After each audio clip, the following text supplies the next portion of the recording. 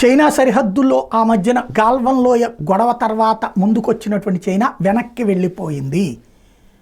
ఈ విషయాన్ని జైశంకర్ అధికారికంగా పార్లమెంటు వేదికగా చెప్పుకొచ్చారు. చైనాతో సరిహద్దు వివాదానికి న్యాయమైన పరస్పర ఆమోదయోగ్యమైన పరిష్కారం కోసం భారత్ కట్టుబడి ఉందని ఆయన తేల్చి చెప్తూ, తూర్పు లడాఖ్లో సరిహద్దులకు అత్యంత సమీపంలో మోహరించిన ఇరు దేశాల సైన్యాల ఉపసంహరణ, ఘర్షణాత్మక ప్రాంతాలైనటువంటి డెస్పాంగ్, డెమ్సోకులతో సహా దశల వారీగా సంపూర్ణంగా పూర్తయిందని ప్రకటించారు. చైనాతో సంబంధాల మీద ఆయన కీలకమైన ప్రకటన చేశారు. అక్టోబర్ 21 చైనాతో జరిగిన ఒప్పందం వివరాలను సంబంధించారు. భారత్ చైనా వాస్తవాధీన రేఖను విధిగా గౌరవించాలి, యథాతథ స్థితిని ఏకపక్షంగా మార్చేందుకు ఎవరూ ప్రయత్నించకూడదు, సరిహద్దు నిర్వహణ ఒడంబడికలకు లోబడి ఉండాలి. ఈ 3 అంశాలపైనే చైనాతో సంబంధాలు ఆధారపడి ఉంటాయని స్పష్టం చేశారు.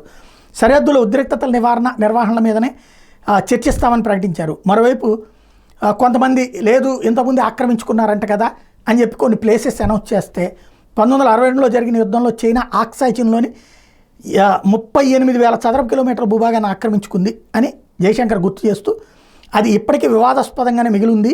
దీంతోపాటు పాకిస్తాన్ 1948 నుంచి ఆక్రమించుకున్న 5,180 కిలోమీటర్ల భూభాగాన్ని 1963లో చైనాకి దారాదత్తం చేసింది.